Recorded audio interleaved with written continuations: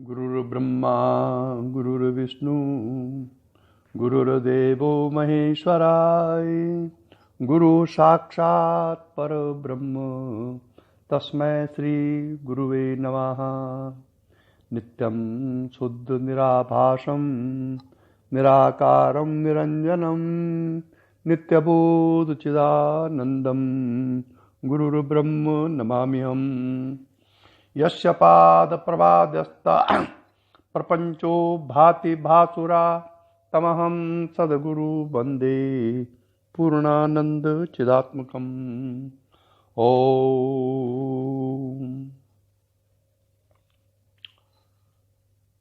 ब्रह्मीभूत सद्गुरुदेव श्री देवेंद्र विज्ञानी जी महाराज के चरण कमलों में प्रणाम करते हुए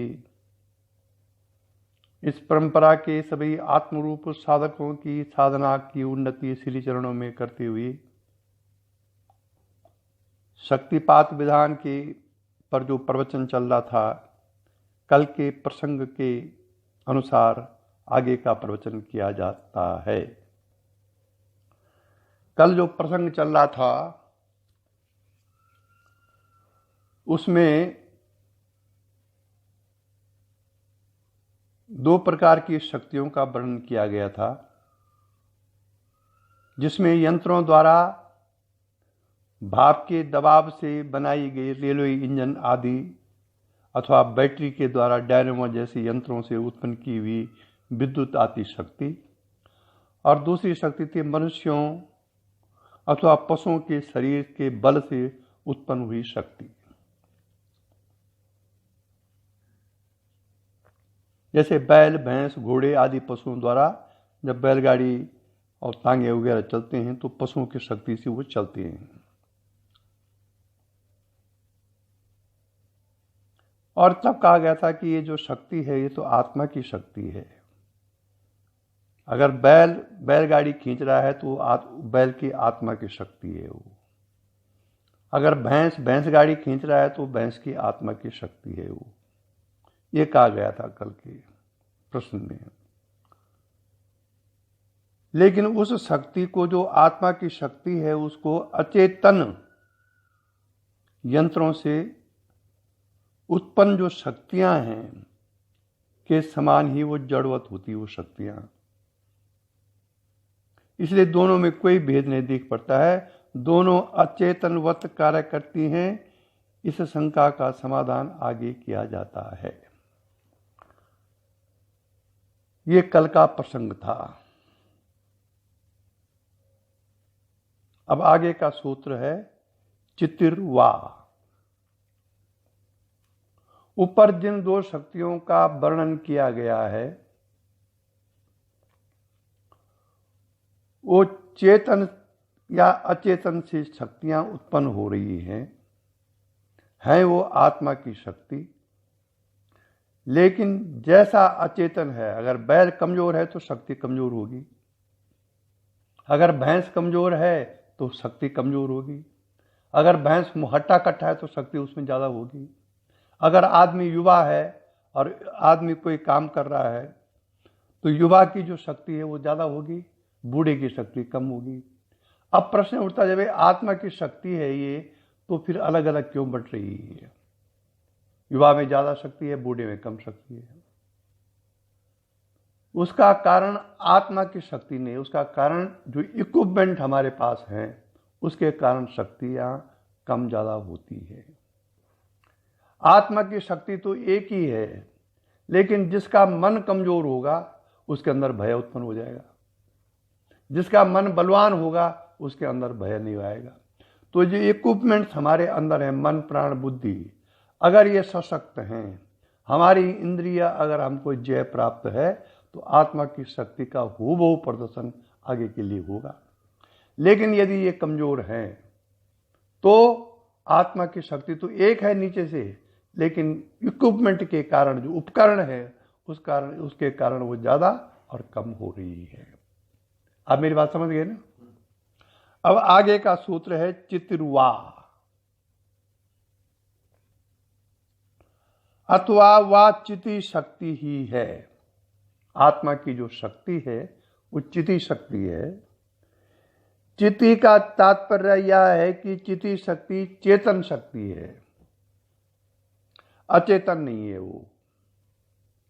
देखिए, आत्मा के दर्शन आप डायरेक्ट नहीं कर सकते। जैसे छत पर आप डायरेक्ट नहीं जा सकते, सीढ़ियां चढ़नी ही पड़ेंगी। उसी प्रकार से आत्म प्रकाश के लिए या आत्म साक्षात्कार के लिए किसी शक्ति की जरूरत पड़ेगी।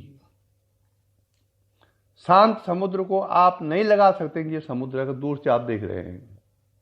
शांत समुद्र है, नीला समुद्र है, शांत, आप दूर से अंदाजा नहीं लगा सकते हैं कि ये शांत है। जब उसमें लहरें उठेंगी तब आपको लगेगा कि समुद्र है। ठीक इसी प्रकार से हम जिस प्रकार से लहरों के कारण समुद्र को पहचानते हैं, उसी प्रकार से शक्ति के कारण आत्मा को पहचानते हैं। शक्ति से ही आत्मा पहचानी जा सकती है। शक्ति और शक्तिमान, जिसकी वो शक्ति है, एक स्तर तक तो दोनों अलग अलग दिखते हैं, लेकिन बाद में दोनों एक हो जाते हैं। अब ये जो शक्ति है, इसी को कहा गया है चिति शक्ति। वेदांत में, योग में कहीं इसको कहा गया है प्रकृति, कहीं इसको कहा गया माया, कहीं इसको कहा गया राजराजेश्वरी देवी, कहीं इसको कहा गया पार्वती, कहीं इसको कहा गया सीता, कहीं इसको कहा गया कमला, कहीं इसको कहा गया अनेक प्रकार से स्त्रीलिंग जो देवताएं हैं, वो शक्ति का ही प्रतीक है। और आत्मा की दृष्टि से इसको बोलते हैं चिति शक्ति। चिति माने चित्त, चेतना, जिसके अंदर चेतना है। ये चेतना शक्ति है, ये अचेतन नहीं है।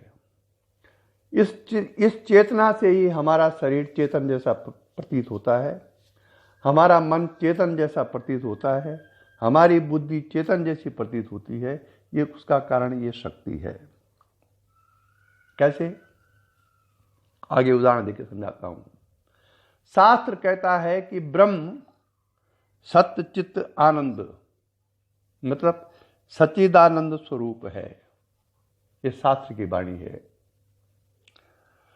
पंच भौतिक जड़ अचेतन तत्वों में, पंच भौतिक जड़ और अचेतन तत्वों में सत शक्ति की और अंतःकरण चतुष्टय एवं इंद्रिय आदि चेतन तत्वों में चित्त की प्रधानता होती है। चित्त माने चेतना।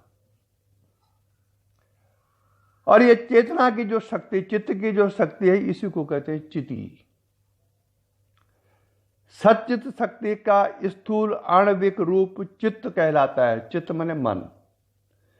जो यह चिति शक्ति है, सच्चित जो शक्ति है, जो आत्मा की जो शक्ति है, इसका जब स्थूल आणविक रूप होता है तो वही फिर चित्त हो जाता है। इसीलिए जहां जहां हमारा मन जाता है, वहां वहां आत्मा पहले ही उपस्थित होती है। कारण वो चिति शक्ति ही चित्त बना हुआ है। स्थूल रूप में, स्थूल रूप में वो चिति शक्ति, वो परमात्मा की शक्ति ही चित्त बन गया है। और आणविक रूप चित्त कहला। और उस चित्त पर पड़ा हुआ जो आत्मा का प्रकाश है, चित्त तो जड़ है, लेकिन उस चित्त पर पड़ा हुआ जो आत्मा का प्रकाश है, वो कहलाता है चेतना। अब दीजिए, चित्त, चिति, चित्त और चित्त पर पड़ा हुआ जो आत्मा का प्रकाश है, उसको कहते हैं चेतना।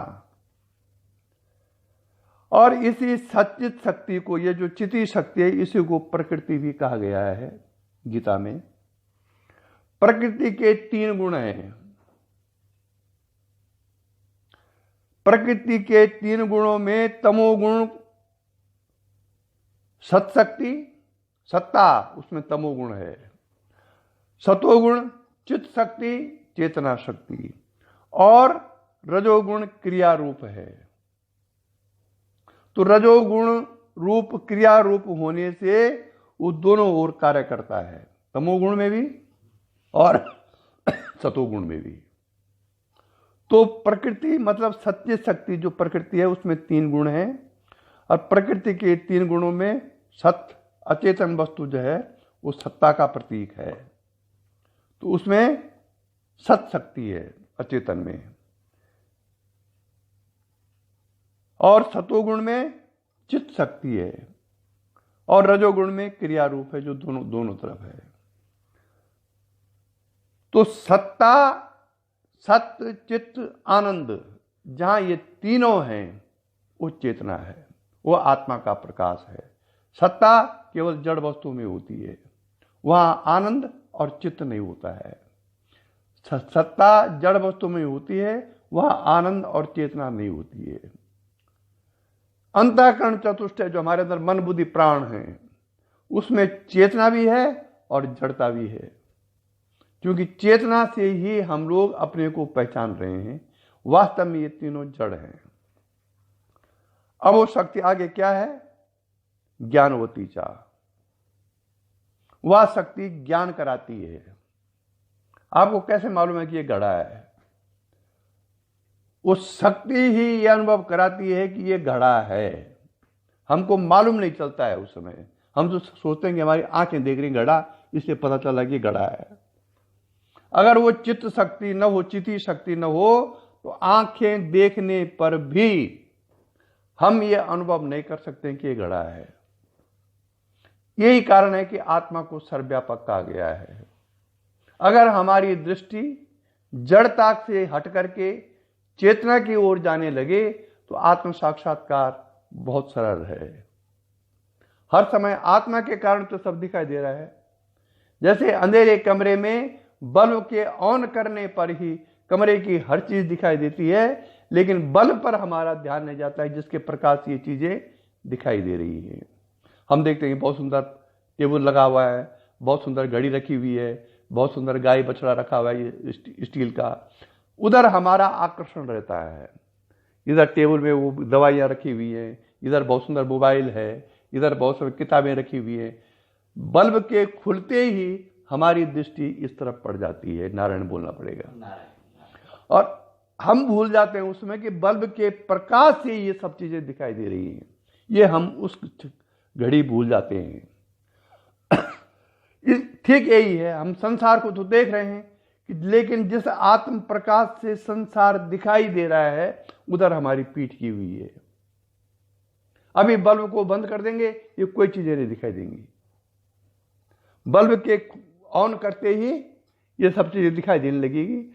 ऐसे ही यदि आत्म प्रकाश के कारण ये जड़ वस्तु दिखाई देती है, और आत्म प्रकाश यदि एक क्षण के लिए बंद हो जाए या वो अपने में अपने स्वरूप में आ जाए आत्मा, तो आपको कुछ नहीं दिखाई देगी। जैसे कि सोए में आपको कुछ नहीं दिखाई देता। आपको ये भी याद नहीं रहता है कि मेरा नाम रविंद्र नवले है, मैं ब्राह्मण हूं कि क्षत्रिय हूं, मेरी पत्नी है कि नहीं, मेरे बच्चे हैं कि नहीं, ये कोई याद ही नहीं है। कोई याद नहीं है आपको, सोए में आप कुछ नहीं है। तो उस समय भी ठीक ऐसे ही होता है जब आत्मा अपने स्वरूप में स्थिति प्राप्त होती है। ये संसार नहीं दिखता है जैसे सोए में नहीं दिखता है, ये संसार दिखते हुए भी नहीं दिखता है। ऐसी एक विचित्र विलक्षण अवस्था है आत्म साक्षात्कार की, जिसको कि आप शब्दों में नहीं बांध सकते हैं, अनुभव ही बता सकते हैं आपको। इसलिए वो शक्ति ज्ञानवती हुई है। अब 5वां सूत्र है प्राणो व श्रुते। देखो, सूत्र एक ऐसी चीज होती है जिसमें बहुत गागर की जगह सागर भरा रहता है। तो इसमें लिखा हुआ है प्राणो व श्रुते, अथवा उस शक्ति को प्राण भी कहते हैं। और इसमें श्रुति का प्रमाण है। कैसे?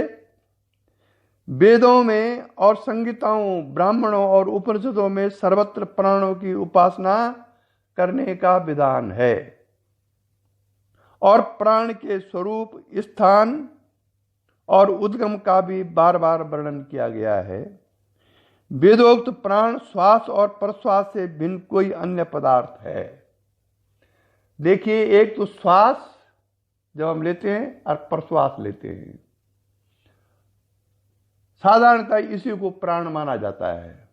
कि प्राण चल रहा है। नहीं, ये गलत है। श्वास प्रश्वास तो प्राणों के कारण चलता है, प्राण उसके आधार हैं श्वास प्रश्वास के। ऐसे भी साधना में समय आता है जब आपका न श्वास चलता है न प्रश्वास चलता है, लेकिन प्राण वहां फिर भी रहता है। अगर आप उसको आप ऐसे देखेंगे, कान से सुनेंगे, तो कोई श्वास प्रश्वास नहीं है, लेकिन प्राण है, क्योंकि वो जीवित है। समाधि में क्या होता है, श्वास प्रश्वास सब बंद हो जाता है, प्राण फिर भी चलता रहता है, मन लीन हो जाता है, प्राण लीन हो जाता है, लेकिन वो मरता नहीं है, वो जीवित है उस समय। इसका मतलब प्राण इतनी सूक्ष्म शक्ति है जो कि सुनने में नहीं आती है। जब वो शरीर में ऊपर आता है तब जाके उसकी श्वास प्रश्वास द्वारा आप उसका अंदाजा लगा सकते हैं कि प्राण चल रहा है। नारायण बोलना पड़ेगा। वह आत्मा से ही उत्पन्न होने पर भी, कौन, प्राण, प्राण आत्मा से उत्पन्न होने पर भी आत्मा या ब्रह्म के ही व्यक्त स्वरूप शक्ति का रूप धारण की हुई है। ये प्राण जो है, सूक्ष्म प्राण, वो आत्मा या ब्रह्म की व्यक्त शक्ति है। जैसे कि ये बल्ब जल रहा है, तो इस समय ये लाइट जो इलेक्ट्रिसिटी है व्यक्त दशा में है। अगर इस बल्ब को हम ऑन कर देंगे, ऑफ कर देंगे, या इस बल्ब को निकाल देंगे, तो बिजली तो फिर भी है ना, वहां इलेक्ट्रिसिटी तारों में है जो अव्यक्त दशा में चली गई है। व्यक्त दशा में ये बल्ब पर आ गई है। ठीक इसी प्रकार से जो सूक्ष्म प्राण हमारे शरीर के अंदर चलते हैं वो आत्मा की व्यक्त दशा ही है। इसीलिए शास्त्रों में कहा गया है कि प्राण विद्या का जो ज्ञाता है वो अतिवाद कर सकता है, किसी बात को वो ठोक बजा करके कह सकता है, क्योंकि उसका अनुभव है ऐसा। जैसा कि श्रुतियों में स्पष्ट है कि आत्मा अविकारी एवं अपरिणामी है, उससे उद्भूत शक्ति ही परिणित होकर जगत का रूप धारण किए हुए है। शक्ति के सहयोग से आत्मा की व्यक्तता कही गई है। शक्ति से ही हम आत्मा को पहचान पाते हैं। इसीलिए ये जो शक्तिपात की जो शक्ति है, शक्तिपात में जो शक्ति जागृत होती है वो परमात्मा की सीधी शक्ति है, इसमें और कोई मिश्रण नहीं है। गुरु अपनी संकल्प शक्ति से शिष्य, अधिकारी शिष्य के अंदर उसके मूलाधार में जो सोई हुई परमात्मा की शक्ति है उसको अपने संकल्प से जागृत कर देता है। और जागृत अवस्था का मतलब यह है कि अभी तो हमारी इंद्रियां, मन, बुद्धि, प्राण बाहर की ओर जा रहे हैं, बहिर्वृत्ति हमारी है। और जागरण के बाद इनकी बहिर्वृत्ति छोड़ करके अंतर्मुखी वृत्ति हो जाती है। उसका कारण प्राण का प्रतिप्रसव मार्ग से ऊपर उठना है। अभी तो हमारे प्राण बाहर काम कर रहे हैं, लेकिन जागरण के बाद ये अंदर काम करते हैं। इसीलिए प्रश्नोपनिषद में कह रखा है, आत्मना ऐसा प्राणो जायते मनोधिकृते ना अयम मनोधिकृते ना यात्यास्मिन्। प्रश्नोपनिषद। देखिए, जैसे सूर्य से सूर्य की किरणें निकलती हैं, जिस प्रकार से सूर्य की किरणें निकलती हैं, उसी प्रकार से आत्मा से प्राण की किरणें निकलती हैं। माना कि सूर्य एक आत्मा है और उसकी जो किरणें हैं उसकी शक्तियां हैं। इसी प्रकार से उस आत्मा से प्राण रूपी शक्ति निश्रित होती हैं। आत्मा से यह प्राण उत्पन्न होता है और मन के सहारे या शरीर में आता है। प्राण आत्मा से उत्पन्न होता है और मन के सहारे ये शरीर में आता है। इसीलिए उपनिषद कहता है, एतस्मात् जायते प्राणा, प्राण ब्रह्म से उत्पन्न होता है। यह आत्मा से उतने की बात है। एतस्मात् जायते प्राणा सर्वाणि हवा इतानि भूतानि प्राणमेवाभि संविशति प्राणम मुज्यति हति। छांदोग्योपनिषद। ये सब उपनिषद के वाक्य हैं जिससे यह समझ में आता है या प्रकट होता है। यह बात उपनिषद कह रही है कि प्राण आत्मा से ही प्रकट होता है। ये उपनिषदों में प्रमाण है। उपनिषद तो झूठा नहीं हो सकता। ये करोड़ों साल पहले आचार्यों ने लिखे हैं, ऋषियों ने लिखे हैं, त्रिकालदर्शी संतों ने लिखे हैं। तो छांदोग्योपनिषद में कहा गया है कि सर्वाणी हवा इमानि भूतानि प्राण मेवा भी संविशति प्राणम मुज्जी हते।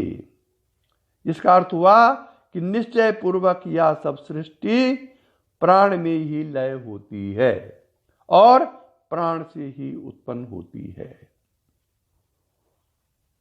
ओम। अब कठोपनिषद का वाक्य भी इसी प्राण में, या प्राणेन संभवत्य अदिति देवतामयी गुहाम प्रविश्या तिष्ठन्ति या भूता विर्व्यजायत एतत् वेतत्।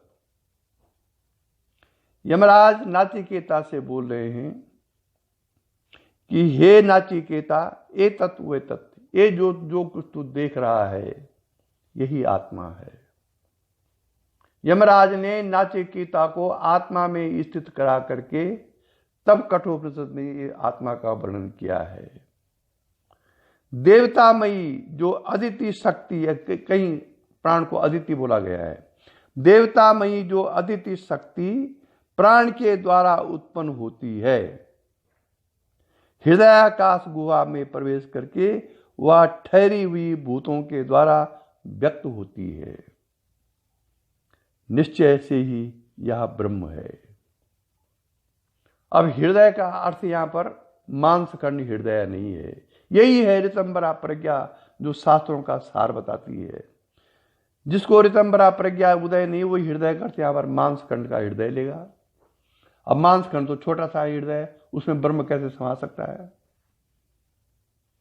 इसलिए यहां पर हृदय का अर्थ उस चेतन आत्मा के लिए है, उस चेतना के लिए है जो हमारे शरीर के अंदर वास कर रखी है। इसलिए वो चेतना ही ब्रह्म है। उस ब्रह्म से ही चेतना का प्रकटीकरण होता है। इसलिए प्राणम बंधनम ही सौम्या मना, छांदोग्योपनिषद। मन से के कारण ही प्राण बंधन में पड़ा हुआ है। हे सौम्य, निश्चय से मन प्राण के बंधन में है। प्राण, मन जो है ये प्राण के बंधन में है। अगर हम प्राण विजय कर लेते हैं या प्राण को सूक्ष्म कर लेते हैं तो मन स्वाभाविक रूप में सूक्ष्मता में जाएगा। इस प्रकार से उपनिषदों में कई प्रकार से इसका वर्णन है प्राण का, और इस प्राण से ही श्वास प्रश्वास चलता है। कौशितकी ब्राह्मण उपनिषद में लिखा हुआ है कि सा ऐसा प्राणा एव प्रज्ञात्मा आनंदो अजरो मृता। वह आनंद स्वरूप अजर अमर प्रज्ञात्मा या प्राण ही है। ब्रह्म सूत्रों में अतएव प्राणा सूत्र द्वारा कहा गया है कि यह प्राण श्वास प्रश्वास गति स्वरूप वायु नहीं है, किंतु ब्रह्म ही है।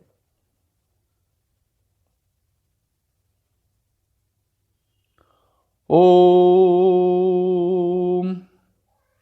आत्मा का अर्थ शुद्ध स्वरूप आत्मा अथवा ब्रह्म ही समझना चाहिए। अब देखिए, प्राय बड़ा शंका की जाती है, कुछ शब्द आते हैं शास्त्रों में, परमात्मा, आत्मा, जीवात्मा, मन, बुद्धि, शरीर, ये शब्द हैं।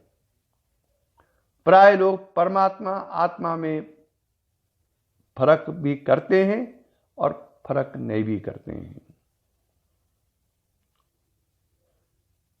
आत्मा जीवात्मा में फर्क करते हैं और नहीं भी करते हैं। मन और जीव इनमें फर्क करते हैं, नहीं भी करते हैं।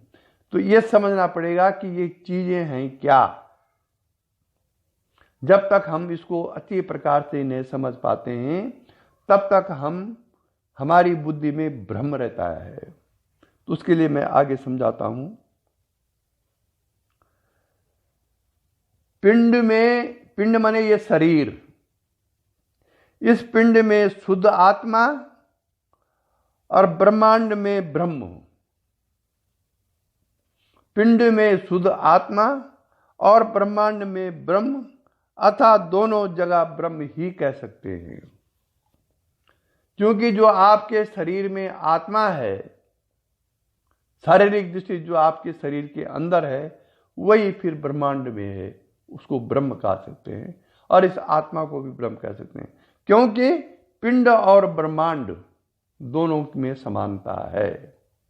यह शास्त्र कह रहा है।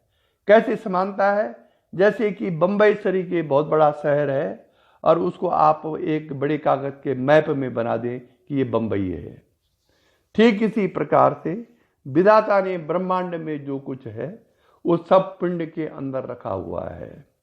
इसीलिए पिंड ब्रह्मांड दोनों एक हैं। इसलिए शुद्ध आत्मा, पिंड में शुद्ध आत्मा और ब्रह्मांड में ब्रह्म, अथवा दोनों जगह ब्रह्म ही कह सकते हैं। जो लोग जीव ब्रह्म की एकता नहीं मानते, उन्हें आत्मा का अर्थ बंधन में पड़ा हुआ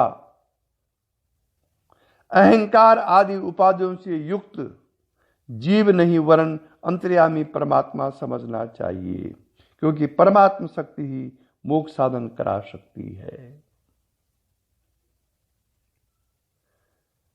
जब वो सर्वव्यापक ज्ञान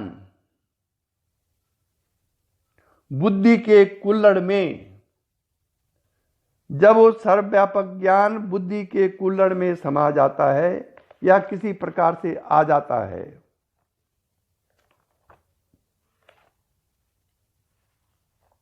तब उसको जीव कहते हैं।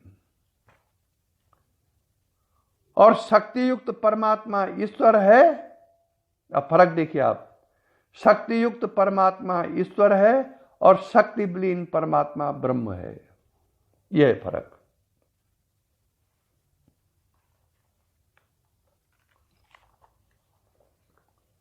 शक्ति न तो शक्तिमान से भिन्न है और न उससे पृथक अन्य वस्तु है।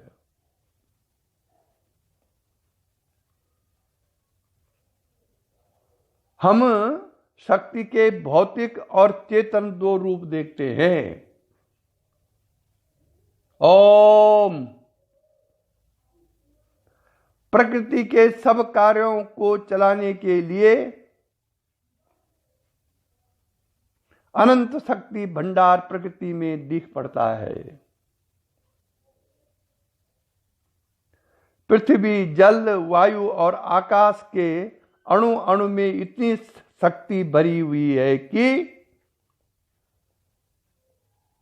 आधुनिक वैज्ञानिकों की बुद्धि उसका परिमाण आंकने में अभी तक असमर्थ हो रही है।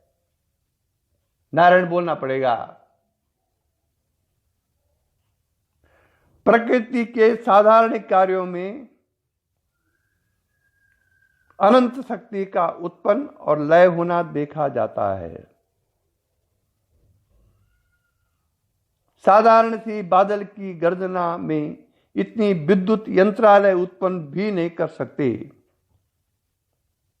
आणविक अस्त्रों का विस्फोट इसका प्रमाण है। ऐसा ही हाल चेतन शक्ति का भी है। हाथी, सिंह आदि पशुओं द्वारा कितनी शक्ति व्यय होती रहती है।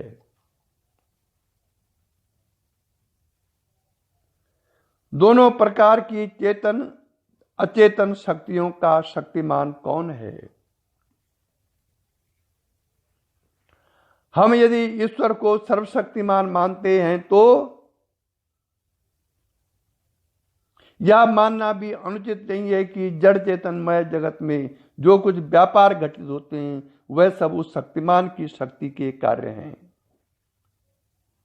यदि ऐसा माना जाए तो क्या प्रकृति के संचालन इन शक्तियों को शक्तिमान समझ लिया जाए अथवा शक्तिमान शक्ति से भिन्न ही है? इसका उत्तर समझने के लिए एक दृष्टांत से विचार कर देखिए।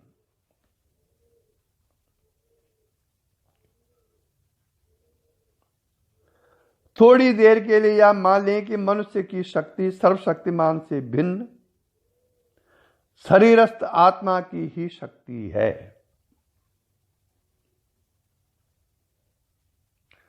हम देखते हैं कि मनुष्य की शक्ति बाल, युवा, वृद्ध और स्वस्थ रुग्ण अवस्थाओं के भेद से न्यूनाधिक होती रहती है। ये पहले भी आ चुका है।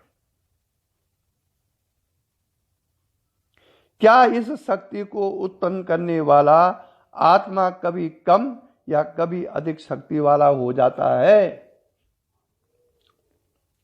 फिर वही आत्मा जन्मांतर के कीट आदि शरीरों को त्याग कर ही पशु और मनुष्य आदि शरीरों को धारण करता है। तो क्या आत्मा की शक्ति में परिवर्तन हो जाता है? यदि ऐसा माना जाए तब तो आत्मा विकारी प्रयत्नशील मानना पड़ेगा, परंतु यह बात सिद्धांत के विरुद्ध है।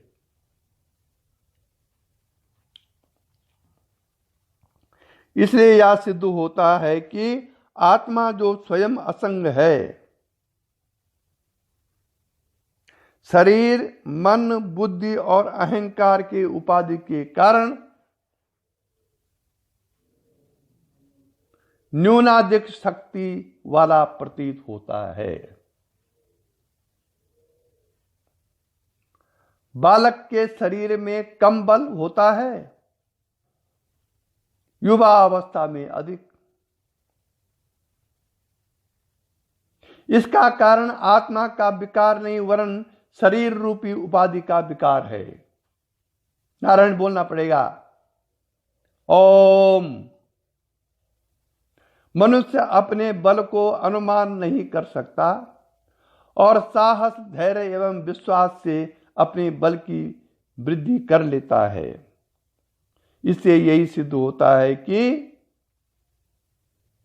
आत्मा के निर्विकार रहते हुए भी अहंकार के माध्यम से शरीर आदि की उपाधियों में शक्ति की व्यक्तता प्रकट करता है। वास्तव में आत्मा अनंत शक्तिमान होते हुए भी अहंकार के माध्यम से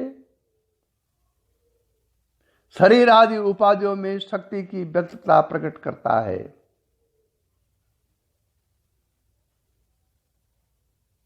वास्तव में आत्मा अनंत शक्तिमान होते हुए भी निष्क्रिय रहता है और उसकी शक्ति उसमें सदा एक समान अव्यक्त रहती है, परंतु उसके प्रकाश के कारण शरीर आदि उपाधियों में शक्ति का व्यक्तता होती रहती है। जैसे कि मैंने पहले समझाया था कि बिजली की जो व्यक्तता है वो ट्यूबलाइट और बल्ब में आती है। आत्मा एक चुंबक पत्थर मैग्नेट के सदृश है, जिसके प्रभाव क्षेत्र मतलब मैग्नेट फील्ड में लोहे के टुकड़े उसी के शक्ति को व्यक्त करते रहते हैं। किसकी? चुंबक की।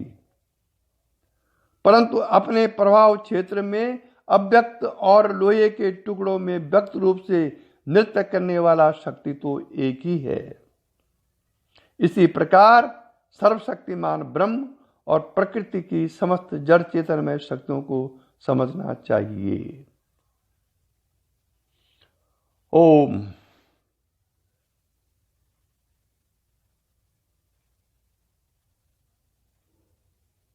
अब 6वां सूत्र है बहुत अच्छा। शैव कुंडलिनी।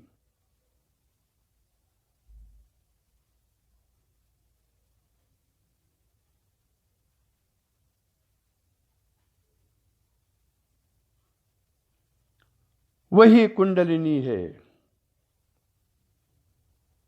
कौन? जिस शक्ति का हम ये वर्णन कर रहे हैं। हेलो।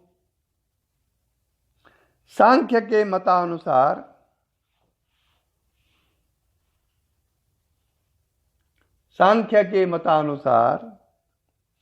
प्रकृति के पृथ्वी, जल, अग्नि, वायु, आकाश 5 तन्मात्राएं, 5 ज्ञानेंद्रियां, मन, अहंकार, महातत्व और अव्यक्त, ये 24 तत्व हैं सांख्य में।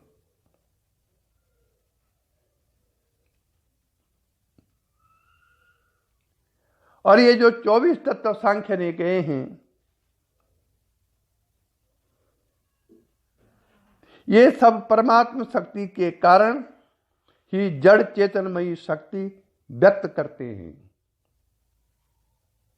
ये व्यक्त करने के साधन है आपके शरीर के अंदर और ब्रह्मांड के अंदर। प्रथम 5 तत्वों में शक्ति की व्यक्तता अचेतनवत।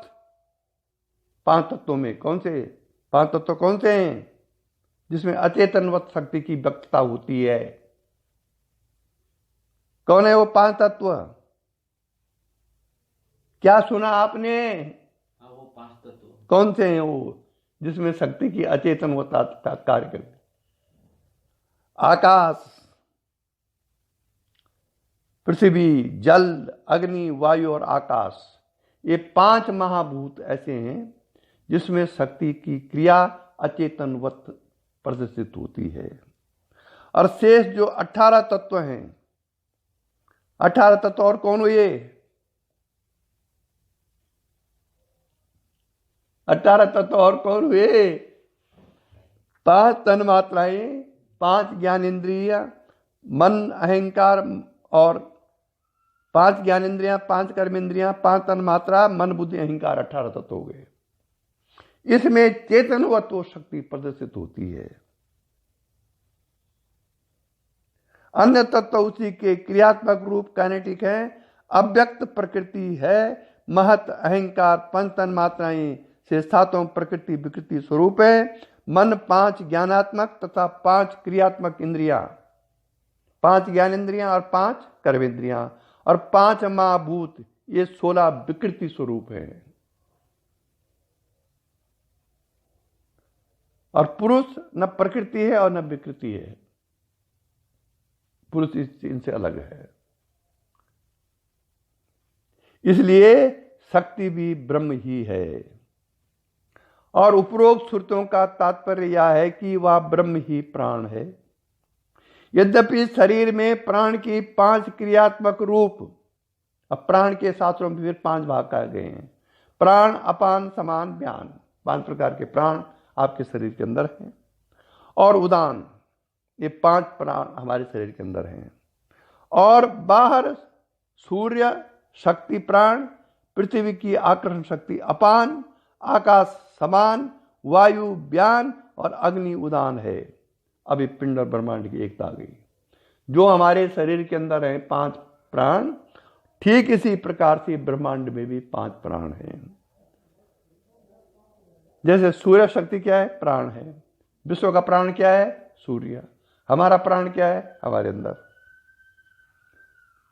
सूर्य शक्ति प्राण व्यान और उदान प्रतीत होते हैं।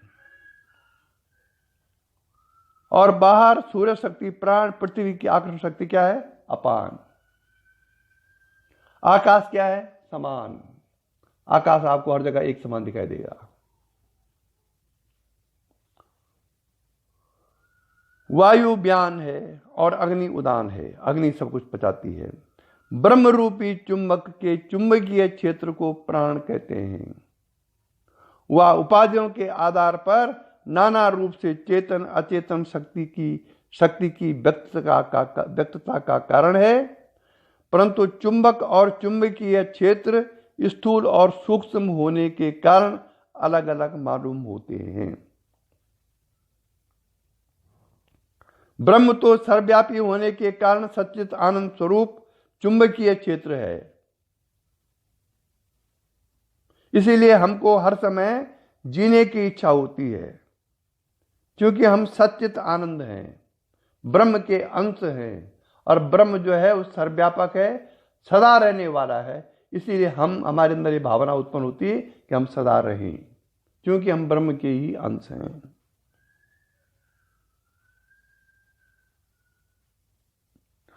उसमें कभी कोई विकार नहीं होता है। ब्रह्म में वह सदा अव्यक्त व प्रशांत रहता है। वह न कभी प्रसुप्त रूप में धारण करता है, न क्रियात्मक रूप धारण करता है। प्रकृति उसकी माया है ब्रह्म की। जो शक्ति 5 महाभूतों के माध्यम से अव्यक्त होती है, उसको हम जड़ शक्ति कहते हैं। नारायण बोलना पड़ेगा। जो शक्ति 5 भूतों के माध्यम से अभिव्यक्त होती है, उसको हम जड़ शक्ति कहते हैं। इंद्रिय, मन, बुद्धि और अहंकार के माध्यम से जो शक्ति व्यक्त होती है वह चेतन कहलाती है। समझ गए नारायण जी? परंतु महातत्व और उससे उत्पन्न हुए अहंकार के माध्यम से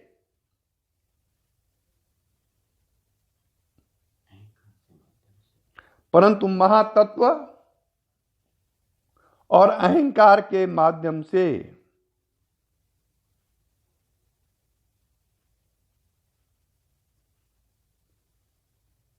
महातत्व से जो अहंकार उत्पन्न होता है, जैसे आपके मन में अहंकार उत्पन्न हुआ, तो महातत्व जब समष्टि मन, उसको बोलते हैं महातत्व। समष्टि मन में मन बुद्धि एक ही हो जाती है। तो समष्टि मन में जब महातत्व में अहंकार उत्पन्न होता है, तो उस अहंकार के माध्यम से जो शक्ति व्यक्त होती है वही आध्यात्मिक शक्ति है।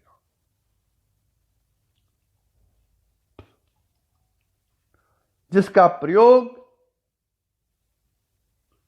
शक्तिपात में होता है। इसलिए जो गुरु महातत्व में नहीं जा सकते हैं, यदि वो शक्तिपात करेंगे तो कोई प्रभाव शिष्य पर नहीं होगा। महातत्व में जाकर के वहां जो उनके महातत्व में अहंकार उत्पन्न होता है गुरु के, उसी अहंकार के कारण शक्तिपात होता है। जो गुरु उससे ऊपर चले जाते हैं वो भी शक्तिपात नहीं कर सकते हैं, और जो उस महातत्व से भी नीचे हैं वो भी शक्तिपात नहीं कर सकते हैं। ऊपर जो चले जाते हैं वो तो केवल इतने ही कि उसके नजदीक आप बैठेंगे, उनकी वार्ता सुनेंगे, उनकी गप सुनेंगे, आपको आनंद आएगा। इसीलिए गुरु का जो कार्य है चौथी पांचवी भूमिका में होता है, उसके ऊपर फिर गुरु कार्य नहीं हो सकता शक्तिपात में। तो इसलिए उस महातत्व में जो अहंकार उत्पन्न होता है उसी के माध्यम से शक्ति व्यक्त होती है, और वही आध्यात्मिक शक्ति है जिसका प्रयोग शक्तिपात में होता है।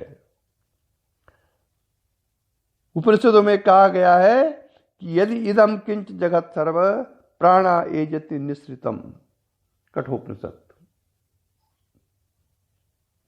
अर्थात जो कुछ जगत है, जो कुछ जगत है वह ब्रह्म से निश्चित प्राण का ही स्पंदन मात्र है। और वो जो स्पंदन मात्र जगत में है, प्राण के कारण ब्रह्म की शक्ति का जो स्पंदन जगत में है, वही शैव कुंडलिनी, वही कुंडलिनी शक्ति है। मनुष्य में उक्त आध्यात्मिक शक्ति को कुंडलिनी कहते हैं, और कुंडलिनी का आकार सर्पाकार माना गया है। ब्रह्मांड को धारण करने वाला शेष भी सर्पाकार ही माना जाता है। इसलिए ब्रह्मांड और पिंड को धारण करने वाली वह शक्ति एक ही है। इसीलिए पुराणों में जो शेष नाग के ऊपर पृथ्वी टिकी हुई है, उसका कारण भी ये कुंडलिनी शक्ति का रूपक है। योग कुंडलोपनिषद में एक श्लोक आता है बहुत अच्छा, जहां लिखा हुआ कि कुंडलेब भवेत शक्ति स्ताम तु संचाल एद बुधा स्वस्या नादा भूर मध्यम शक्ति चारण मुच्यते। कुंडलिनी ही शक्ति है, बुद्धिमान उसको उसके स्थान मूलाधार से भूमध्य तक संचालित करे, यही शक्ति चालन कहलाता है। जब ऐसी क्रिया होती है, ये शक्ति चालन मुद्रा कहा गया इसको।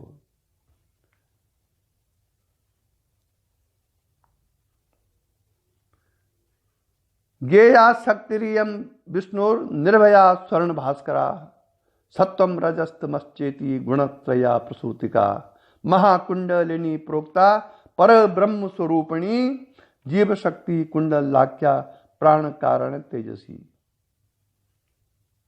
इस शक्ति को स्वर्णवत कांति युक्त सत रज तम तीनों गुणों के उत्पन्न करने वाली विष्णु की निर्भया शक्ति जानना चाहिए। यहां पर ब्रह्म स्वरूपिणी शक्ति महाकुंडलिनी भी कही जाती है। यही जीव रूपिणी शक्ति है, सब एक ही है। ये ब्रह्म स्वरूपिणी, जीव रूपिणी, कुंडलिनी, जगदम्बा, तंत्रों में इसको जगदम्बा शक्ति कहा गया है, पुराणों में इसको पार्वती, कहीं कमला, ये सब कुंडलिनी के ही नाम हैं। वह कुंडलों वाली प्राणाकार और तेजमयी परंतु अनंत शक्ति शांत नहीं हो सकती। शांत मतलब जिसका अंत नहीं हो सकता है। शांत यहां पर रा वाली सा है, सा अंत। वह अनंत कार्य करके भी अनंत ही बची रहती है।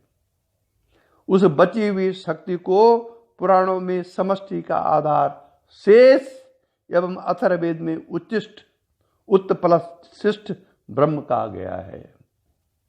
इसी शक्ति को अथर्ववेद में उच्चिष्ट शक्ति कहा गया है। पुराणों में इसको शेष शक्ति कहा गया है। व्यष्टि रूप में प्राणियों की शरीर की रचना के पश्चात,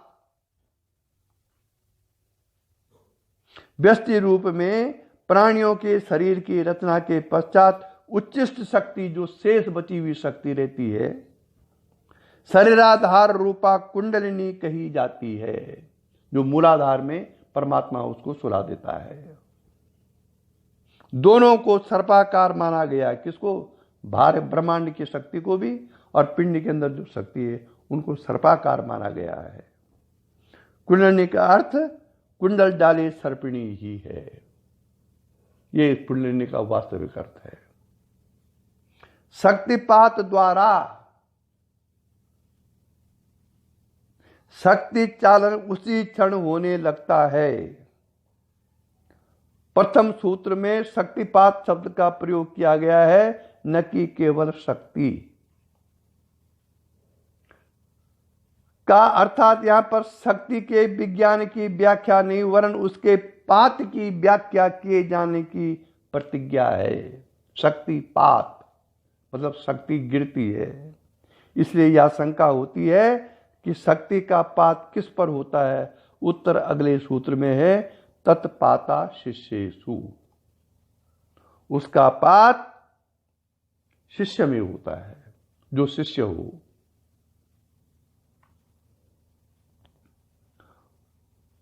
सूत्र में शिष्य कहने से स्पष्ट है कि गुरुजन अपने शिष्य में आध्यात्मिक शक्ति का पात करते हैं। गुरु शिष्य का संबंध इस बात का द्योतक है कि गुरु अपनी विद्या से शिष्य की उन्नति करना चाहता है। इसलिए इस सूत्र से यह भाव भी स्पष्ट निकलता है कि शक्तिपात शिष्यों के कल्याण के लिए ही किया जाता है। जैसे लौकिक गुरु शिष्यों की मानसिक उन्नति के लिए विद्या पढ़ाता है, उसी प्रकार आध्यात्मिक उन्नति के लिए शक्तिपात किया जाता है। जैसे हम स्कूलों में हमारे गुरुजन पढ़ाते हैं हमको, high school, inter, MA, BA, वैसे ही आध्यात्मिक गुरु शक्तिपात करता है आध्यात्मिक उन्नति के लिए। इसी के साथ आज का प्रवचन समाप्त हुआ। ओम यही दिव्य दृष्टि हमें दीजिए भगवान, हो कण कण में निस दिन तुम्हारे ही दर्शन।